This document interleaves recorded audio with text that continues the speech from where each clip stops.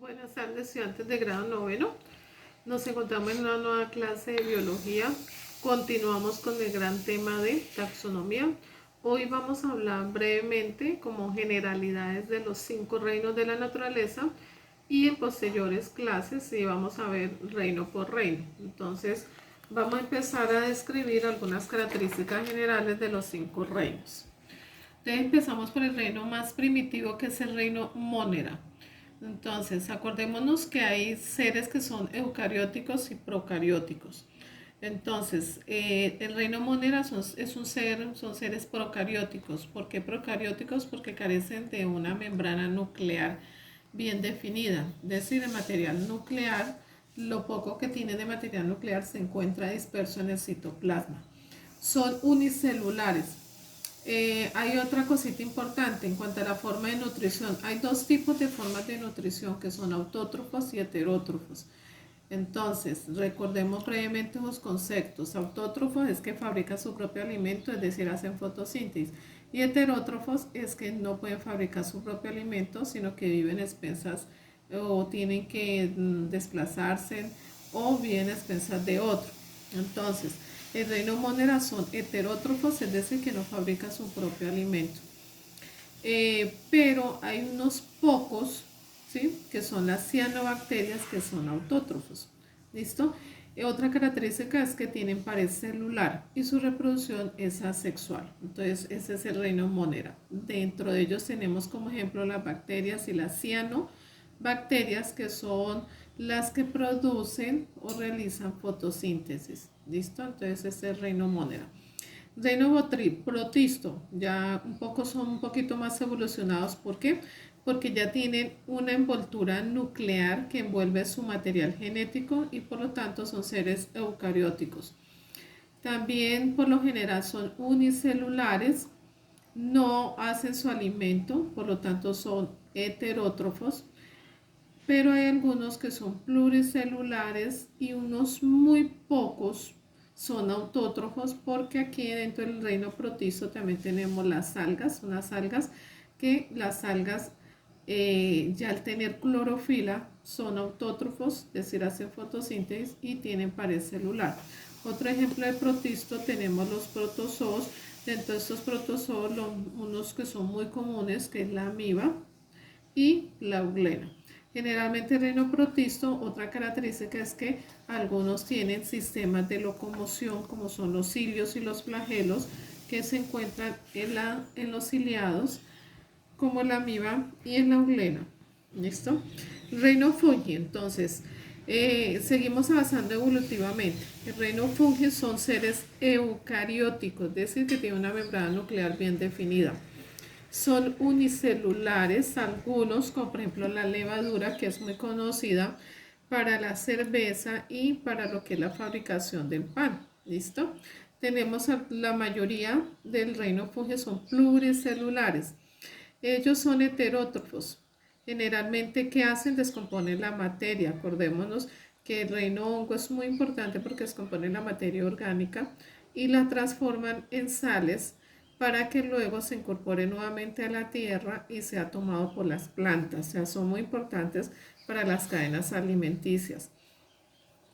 Tienen pared celular, pero una pared celular rica en quitina. Su reproducción es asexual y sexual. Dentro del reino fungi tenemos la levadura, que son unicelulares, el moho, los hongos Z, y hay algunos hongos que son alucinógenos y algunos hongos también son ubicados dentro de la parte farmacéutica, como el penicillium, donde se extrae la penicilina. ¿Listo? Un antibiótico que fue descubierto hace varios años. Continuamos con el reino vegetal o plantae. Seguimos por orden evolutivo. Entonces, este reino son eucarióticos, es decir, tienen una membrana nuclear bien definida. Son pluricelulares y, algo importante, tienen clorofila, es decir, cloroplastos, y por lo tanto son autótrofos y por lo tanto hacen un proceso llamado fotosíntesis, es decir, fabrican su propio alimento. Sus células presentan pared celular, pero no de quitina, sino de celulosa. Su reproducción es asexual y sexual.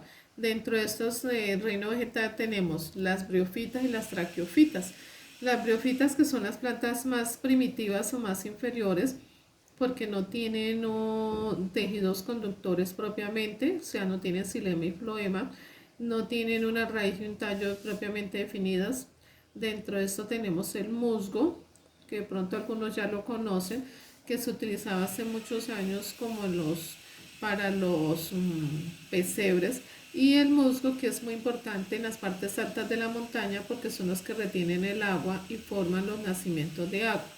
Y los traqueofitas, que son las plantas más evolucionadas, que tienen tejidos conductores de xilema y floema y ya tienen una raíz, un tallo y unas hojas propiamente. Es decir, la mayoría de plantas que uno ve a nuestro alrededor pertenecen a las traqueofitas. Por último tenemos el reino animal. Son eucarióticos, es decir, que tienen una membrana nuclear bien definida, pluricelulares, son heterótrofos, es decir, que no fabrican su propio alimento, sino que tienen que desplazarse o mirar cómo consiguen el alimento. No tienen clorofila, por lo tanto no tienen cloroplastos, no hacen fotosíntesis, no hay pared celular, es decir, no hay esa membrana adicional que es típica de los vegetales, no hay pared celular, su reproducción es asexual y sexual.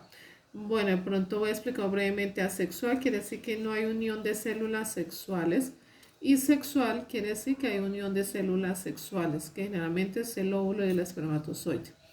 Dentro de este reino animal los podemos diferenciar como en dos grandes grupos, los invertebrados y los vertebrados. Los invertebrados, que carecen de una estructura de soporte o columna vertebral, y los vertebrados, que tienen una estructura de soporte o columna vertebral.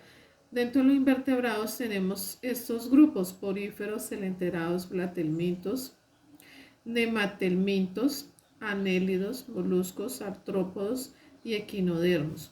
Y en los vertebrados tenemos peces, anfibios, reptiles, aves y mamíferos. Bueno, estas son como las generalidades de los 5 reinos. Que tienen que hacer en la guía. En la guía encuentran un cuadrito que, basándose en la teoría que se les va a enviar y mirando el video, entonces van a diligenciar ese cuadrito de las principales características de los 5 reinos.